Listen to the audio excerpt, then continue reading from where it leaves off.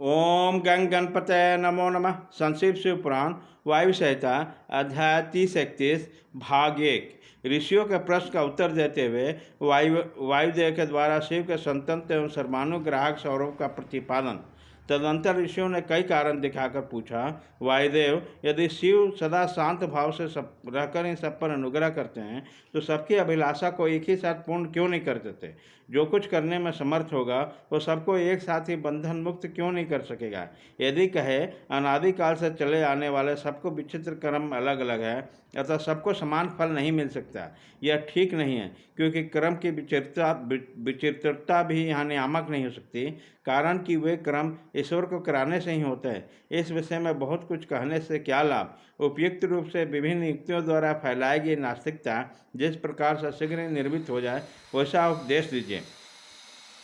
वायुदेवता ने कहा, ब्राह्मणों, आप लोगों ने युक्तियों से प्रेरित होकर जो संचय उपस्थित किया है वह औचित्य है, क्योंकि किसी बात को जानने की इच्छा अथवा तत्व ज्ञान के लिए उठाया गया प्रश्न साधु बुद्धि वाले पुरुषों में नास्तिकता का उत्पादन नहीं कर सकता।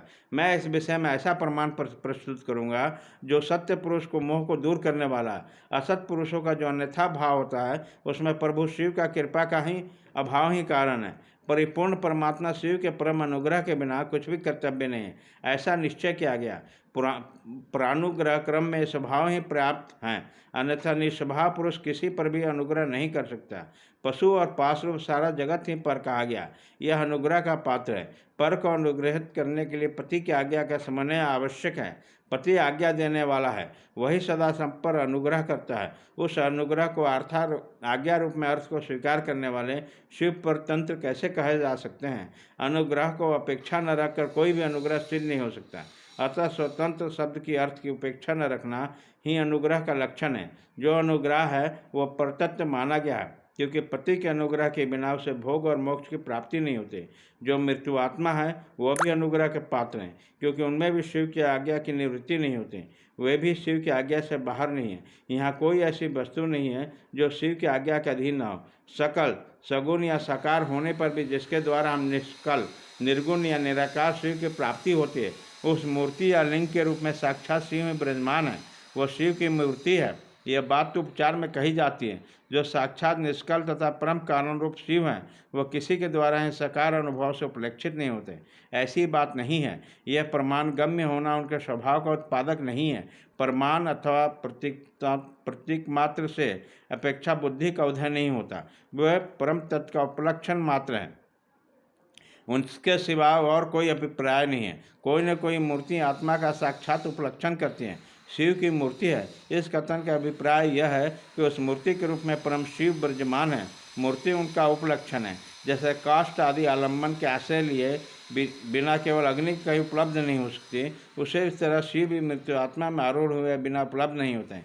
यही वस्तु स्थिति है। जैसे किसी के कहने पे कि तुम आग ले आओ, उसके द्वारा जलती हुई लकड़ी आदि के सिवा साक्षात अग्नि नहीं लाए जा सकते, उसी प्रकार शिव का पूजन भी मूर्ति रूप में ही हो सकता, अन्यथा नहीं। इसलिए पूजा आदि में मृत्यु आत्मा की परिकल्पना होती है, क्योंकि मृत्यु आत्मा में प्रति जो कुछ किया जाता है वह साक्षात शिव के प्रति ही क्या माना गया है। लिंग आदि में विशेष अर्चना विग्रह से जो पूजन कृत होता है वह भगवान शिव का ही पूजन है। उन्होंने मूर्तियों के रूप में शिव की भावना करके हम लोग शिव का ही उपासना करते हैं। जैसे परमेश्वरी शिव मूर्त्यात्मा पर अनुग्रह करते हैं, उसी तरह मृत्यात्मा में स्थित शिव हमें पशुओं पर अनुग्रह करते हैं। परमेश्वरी शिव ने लोकों पर अनुग्रह करने के लिए ही सदाशिव आदि संपूर्ण मृत्यात्मा को अधिष्ठित अपनी आज्ञा में रखकर अनुग्रहित किया है। भगवान शिव सब पर अनुग्रह ही करते हैं, किसी को निग्रह नहीं करते, क्योंकि निग्रह करने वाले लोगों में जो दोष होते हैं वह शिव में संभव है। ब्रह्मा आदि के प्रति जो निग्रह देखे गए हैं वे भी श्रीकंठ मूर्ति शिव के द्वारा लोकहित के रूप में देखे गए। विद्वानों की दृष्टि में निग्रह भी स्वरूप से दूषित नहीं है। जब भी राग देव से प्रेरित होकर किया जाता है तभी निंदनीय माना जाता है। इसलिए दंडनीय अपराधियों को राजाओं को उनसे मिले हुए दंड की प्रशंसा की जाती है। यदि साधु की रक्षा करनी है तो असाधु का निवारण करना ही होगा। पहले शाम और 3 उपायों से साधु का निवारण प्रयत्न किया गया। यदि यह प्रयत्न सफल नहीं हुआ तो अंत में चौथे उपाय दंड का ही आश्रय लिया जाता है।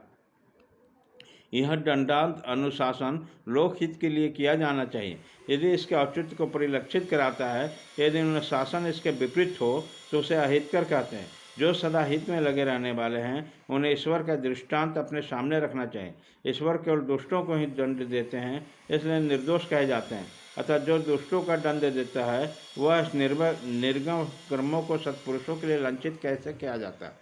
लोक में जहाँ कहीं भी निग्रह होता है, वह यदि विदेश पूर्वक न हो तभी श्रेष्ठ माना जाता है। जो पिता पुत्र को दंड देकर उसे अधिक शिक्षित बनाता है, वह उसमें द्वेष नहीं करता। शिव की आज्ञा का पालन ही हित है, और जो हित है वही उनका अनुग्रह है। अतएव सब पर हित में नियुक्त करने वाले शिव सब पर अनुग्रह करने वाले कहे गए। जो उपकार शब्द का अर्थ है, उसे भी अनुग्रह कहा गया है, क्योंकि उपकार भी हित रूप होता है। अतः सबका उपकार करने वाला शिव सर्वानुग्राहक है।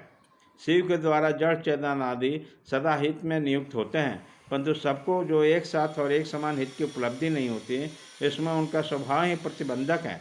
जैसे सूर्य अपनी किरणों के द्वारा सभी कमलों का विकास के लिए प्रेरित करते हैं, परंतु वे अपने अपने स्वभाव के अनुसार एक साथ और एक समान विकसित नहीं होते। स्वभाव ही पदार्थ के भाविक अर्थ का कारण होता है, किंतु नष्ट हुए अर्थ को कर्ताओं के लिए सिद्ध नहीं होता। जैसे अग्नि का संयोग सूर्य को पिघलाना है, कोयले या अंगार को नहीं। इसी प्रकार भगवान शिव का परिपक्व मल वाले पशुओं का जो बंधन मुक्त करते हैं, दूसरे का नहीं।